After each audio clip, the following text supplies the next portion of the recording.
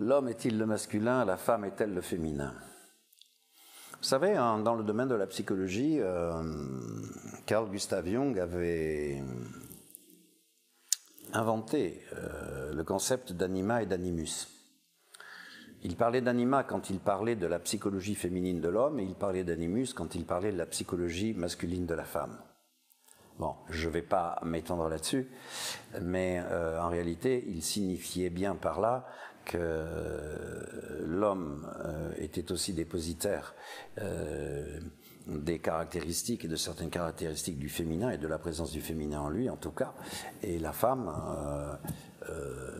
du masculin en elle. Bon. Il y en a certains qui disent il y a du yang chez la femme, il y a du yin chez l'homme. Bon, enfin, tout ça, c'est des choses que vous avez probablement entendues.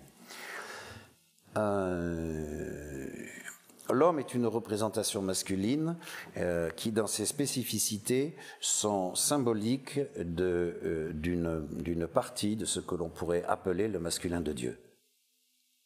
Mais je le répète, c'est symbolique, c'est-à-dire qu'il faut bien comprendre que dans sa nature, l'homme n'est pas, je dirais, qu'une créature de sexe masculin.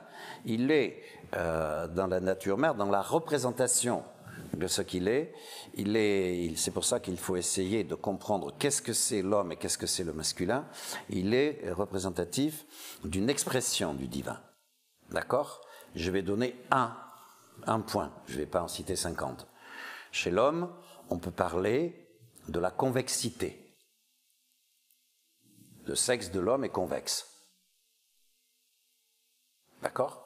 Pénétration, convexité, rentrer, tenter le discernement, percer à jour certaines choses, creuser, voyez, enfin bon, voilà, la convexité. Chez la femme, vous pouvez parler de la concavité. Voilà, c'est-à-dire qui accueille, qui reçoit, et le sexe de la femme est une concavité. Et elle est aussi le lieu de la procréation, puisque c'est elle qui portera l'enfant. D'accord? Tout ça est symbolique. Tout ça est symbolique, tout ça, c'est une représentation du féminin et du masculin de Dieu que nous avons à comprendre, que nous avons à découvrir, vers lequel tout cheminant spirituel va tendre pour découvrir de quoi il s'agit vraiment.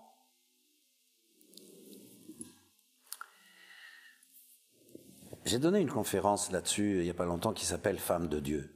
On aura l'occasion peut-être de reparler de ça. Et effectivement, il y a beaucoup de choses à comprendre de ce qu'est le féminin, de ce qu'est le masculin, de ce qu'est la nature du féminin, de ce qu'est la nature du masculin. Qu'est-ce que sont ces énergies? Et en quoi ces énergies fondent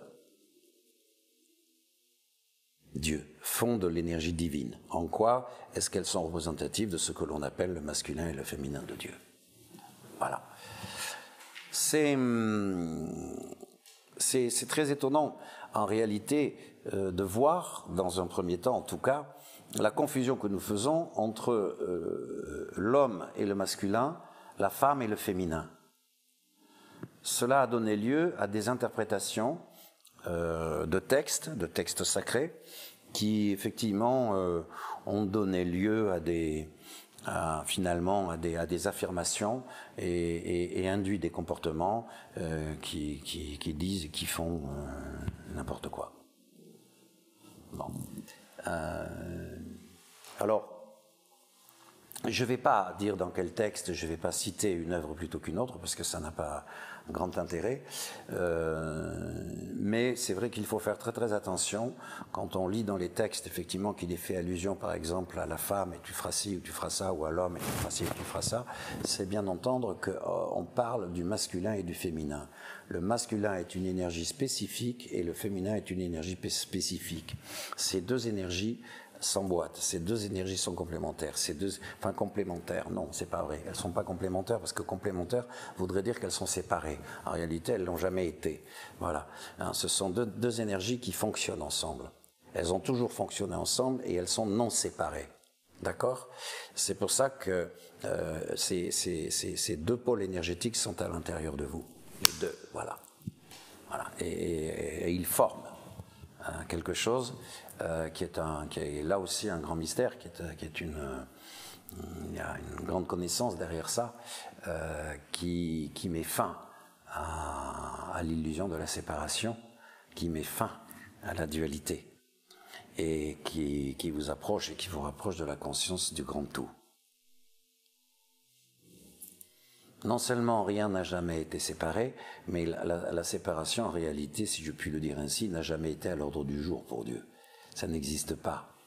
C'est un concept dont nous parlons parce que nous avons besoin d'employer des mots, mais c'est une hérésie. C'est une hérésie. En réalité, tout n'est qu'un.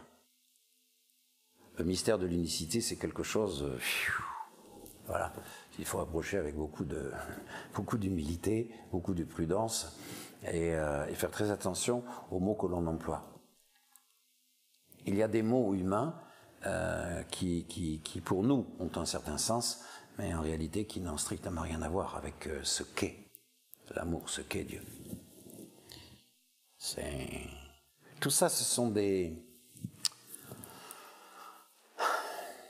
Comment vous dire? Ce sont des lieux de travail, ce sont des lieux de cheminement, ce sont des questions sur la route. Ce sont des questions, mais ce sont des questions, ces questions, ce sont des passages obligés pour le cheminant. C'est pour ça que j'avais dit un jour à un groupe de travail, est-ce que finalement c'est la réponse qui induit la question, ou est-ce que c'est la question qui induit la réponse?